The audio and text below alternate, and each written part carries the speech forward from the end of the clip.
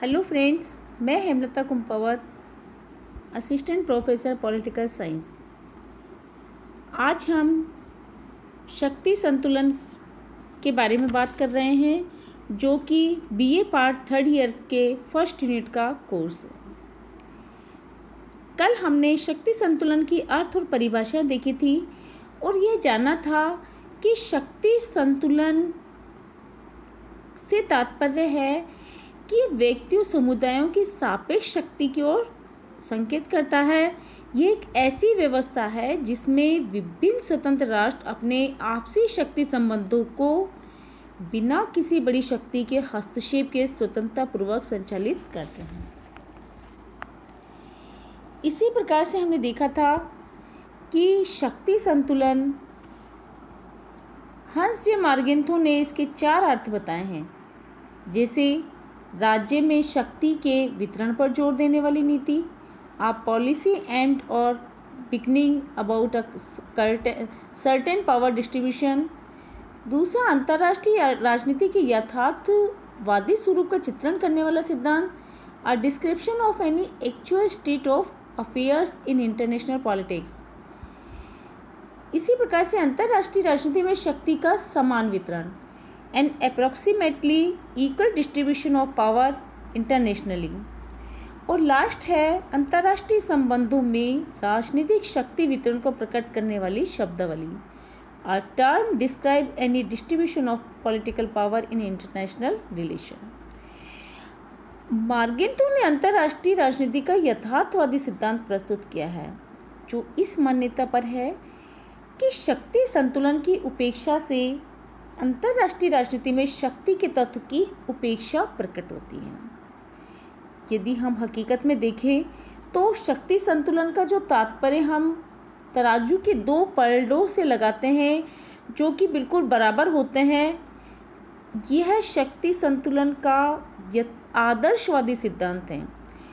वास्तविकता या यथार्थ में कभी भी तराजू के 2 पलड़े समान नहीं होते हैं अंतर्राष्ट्रीय संबंधों के मध्य। अर्थात जब हम शक्ति संतुलन की बात करते हैं तो यथार्थ रूप में शक्ति संतुलन नहीं होकर असंतुलन होता है, अनइक्विलिब्रियम होता है। बात करते हैं हम शक्ति संतुलन के प्रकार की। शक्ति संतुलन 2 प्रकार का है। पहला सरल संतुलन और दूसरा है बहुमुखी संतुलन।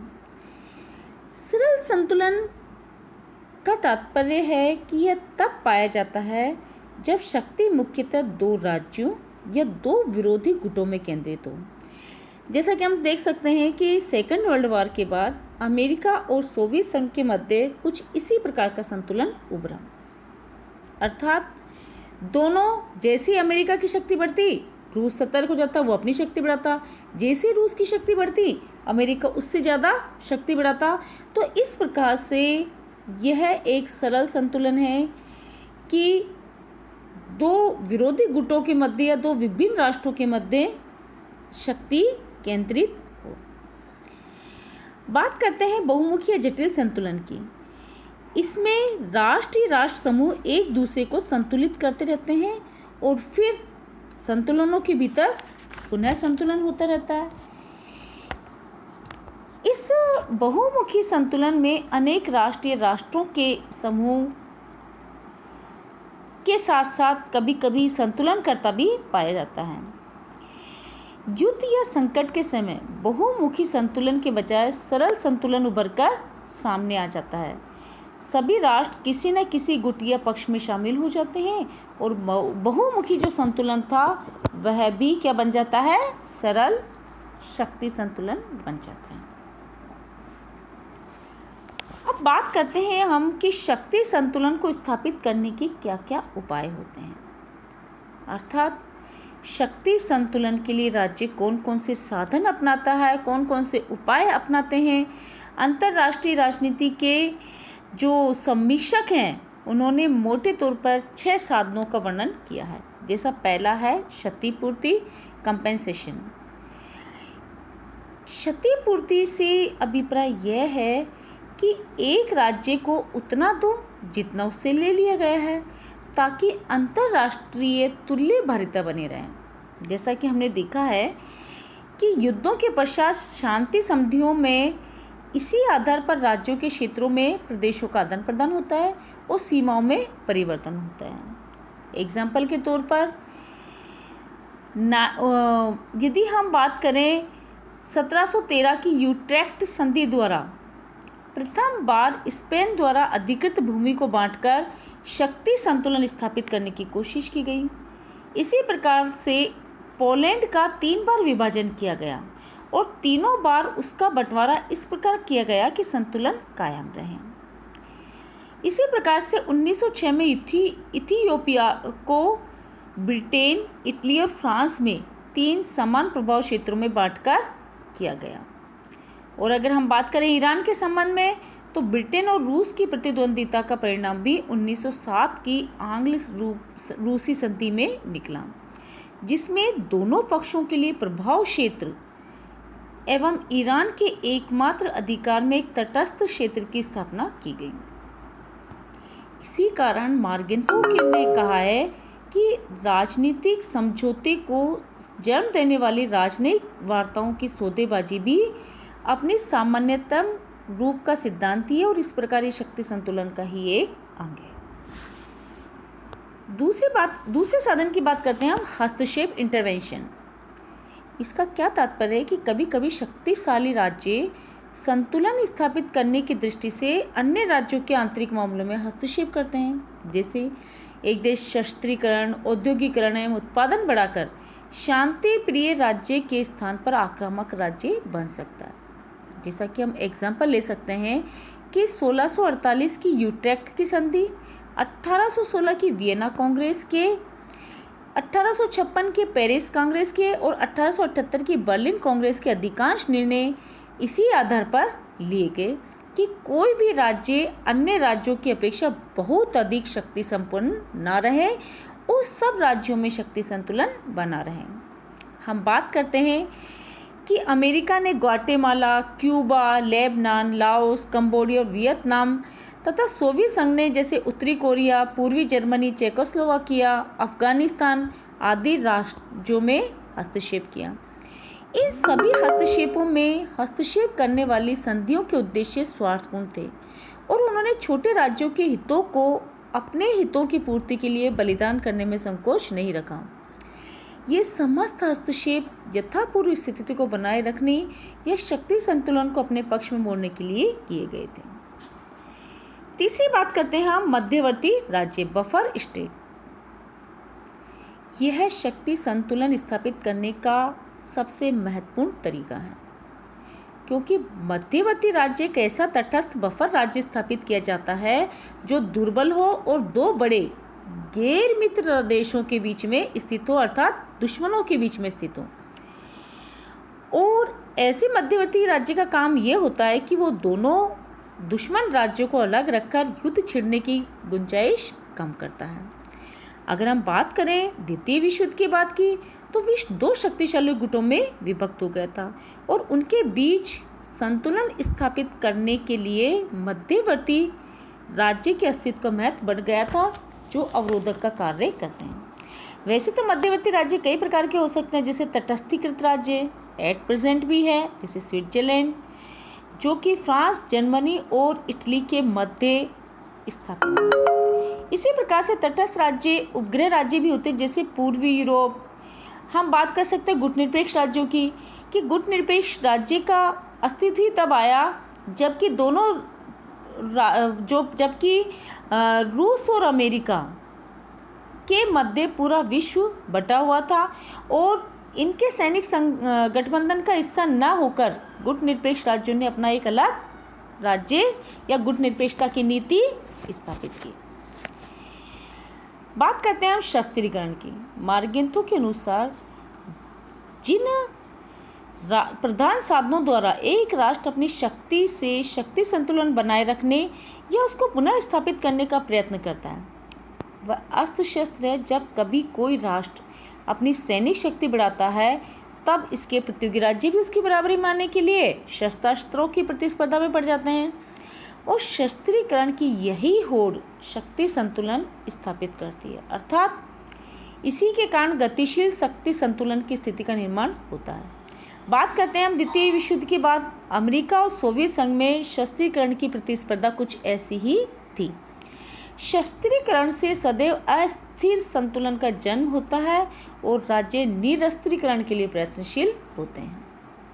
अगर हम भारत की बात करें तो भारत भी अपनी सैनिक शक्ति में वृद्धि इसीलिए करता है ताकि दूसरे राज्य उसकी स्वतंत्रता में हस्तक्षेप ना करें। नेक्स्ट बात करते हैं हम विभाजन तथा शासन, डिवाइडेड एंड रूल की नीति में।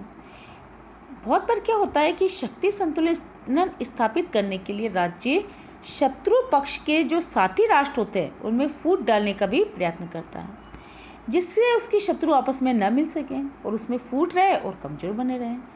विभाजन करो शासन करो नीति का प्रयोग उन राष्ट्रों द्वारा हुआ जिन्होंने अपने प्रतिस्पर्धियों को विभाजित रख करके उन्हें निर्बल बनाए रखने का प्रयत्न किया। फ्रांस की नीति, जर्मनी और शेष यूरोप के साथ सोवियत संघ की नीति और आधुनिक समय में इस प्रकार की सबसे अधिक संगत और महत्वपूर्ण नीति है। नेक्स्ट है मैत्री संधियां। संश्रय या मैत्री संधियां शक्ति संतुलन स्थापित करने का मुख्य आधार रहती है। जैसा कि पामर और पार्किंसन ने कहा है कि इससे राज्यों की प्रत्येक संधि का संबंध शक्ति संतुलन से होता है, चाहे उसका विस्तार क्षेत्रीय हो, गोलार्धीय हो या फिर विश्वव्यापी हो। इसी प्रकार से मार्गेंतो ने भी कहा है कि परस्पर प्रतिस्पर्धा में लगे हुए राष्ट्र आ और ब के सपक्ष अपनी सापेक्ष शक्ति स्थितियों को बनाए रखने तथा सुधारने के 3 विकल्प होते हैं। जैसे वो अपनी निजी शक्ति बढ़ा सकते हैं, अपनी शक्ति में अन्य राष्ट्रों की शक्ति जोड़ सकते हैं या विरोधी राष्ट्र की शक्ति के साथ दूसरे राष्ट्रों की शक्ति को मिलने से रोक सकते हैं। जब वो प्रथम विकल्प को चुनते हैं तो संश्रयों की नीति का अनुसरण करते हैं। अंतिम दोनों विकल्पों का संबंध संधियों और प्रतिमैत्री संधियों से हो। जैसे कि हम कह सकते हैं कि अंतर्राष्ट्रीय राजनीति में मैत्री संधियां और संश्रय सुरक्षात्मक भी हो सकते हैं और आक्रमणात्मक भी हो सकते हैं, क्योंकि मैत्री संधियां सदैव किसी निश्चित राज्य के विरुद्ध नहीं होती, वरन उसे किसी भी राज्य के विरुद्ध होती है जो शक्ति संतुलन को असंतुलित करना चाहता है। जैसा कि मैकियावेली ने कहा है कि सदैव दुर्बल पक्ष के साथ ही संधि करके शक्ति संतुलन को स्थापित करना चाहिए। तो इस प्रकार से हम कह सकते हैं कि अपने अनुकूल शक्ति संतुलन बनाए रखने के लिए राज्य उपरोक्त 6 में से कोई भी तरीका या उपाय अपना सकता है। अब बात करते हैं हम शक्ति संतुलन से लाभ की, कि शक्ति संतुलन व्यवस्था का क्या उद्देश्य है, क्या इसके लाभ है। तो इसका सबसे बड़ा लाभ है कि शांति और सुरक्षा कायम रखना। शक्ति संतुलन के कारण विश्व में सुरक्षा बनी रहती है। जैसा कि इसके 2 लाभ बताए जाते हैं, जैसे पहला तो छोटे राज्यों की स्वाधीनता की सुरक्षा होती है और दूसरा अंतर्राष्ट्रीय शांति का पोषण होता है, और तीसरा हम कह सकते हैं कि अंतर्राष्ट्रीय कानून के अस्तित्व को कायम रखा जा सकता है। छोटे राज्यों की स्वाधीनता की सुरक्षा कैसे होगी? क्योंकि यदि सभी राष्ट्र समान रूप से शक्तिशाली होंगे तो किसी भी राष्ट्र को प्रबल शक्ति होने का अवसर नहीं मिलेगा। प्रथम शक्ति वाली राष्ट्र ही महत्वाकांक्षी और आक्रमणकारी बन सकता है। अतः शक्ति के समान वितरण से छोटे राज्यों की शक्ति स्वाधीनता को खतरा नहीं रहेगा। दूसरा है अंतर्राष्ट्रीय शांति का पोषण होगा, क्योंकि यदि शक्ति संतुलन में अंतर्राष्ट्रीय शांति बनी रहती है और यदि विविध राष्ट्रों या राष्ट्र समूहों में शक्ति का समान वितरण हो तो कोई भी एक राष्ट्र या राष्ट्र समूह आक्रमणकारी बनने का प्रयास नहीं करेगा, क्योंकि संतुलन को कायम रखने के लिए आक्रमण को रोकना निसंदेह शांति को कायम रखता है। इसी प्रकार से अंतर्राष्ट्रीय कानून के अस्तित्व को भी कायम रखना होता है, क्योंकि ये भी इसका एक लाभ है। जैसा कि ओपनहीम इसी दृष्टिकोण को मानते हुए कहते हैं कि अंतर्राष्ट्रीय कानून के अस्तित्व के लिए शक्ति संतुलन एक अनिवार्य अवस्था है। अंतर्राष्ट्रीय कानून के लिए शक्ति संतुलन और सह अस्तित्व आवश्यक है कि राष्ट्रों के मध्य शक्ति का संतुलन हो। अंतर्राष्ट्रीय कानून राष्ट्रों की सहमति द्वारा मान्य होता है और अंतर्राष्ट्रीय कानून को लागू करने वाली कोई केंद्रीय सत्ता नहीं होती है। अतः शक्ति संतुलन द्वारा ही किसी राष्ट्र को सर्वशक्तिशाली होने से रोका जा सकता है। तो इस प्रकार से हम कह सकते हैं कि शक्ति संतुलन जो शब्द है वह अंतर्राष्ट्रीय राजनीति का एक बहुत ही सारभूत सिद्धांत है। यह सच है कि अमेरिका और सोवियत संघ के बीच शक्ति के नए द्विध्रुवीकरण के जन्म से तथा साथ ही साथ संतुलनकर्ता के अभाव के कारण वर्तमान में सिद्धांत पुराना पड़ चुका है। तथापि फ्रांस और चीन ने द्विध्रुवीय व्यवस्था को चुनौती देना प्रारंभ कर दिया। जर्मनी और जापान विश्व राजनीति में महत्वपूर्ण भूमिका अदा करने की आकांक्षा रखते हैं।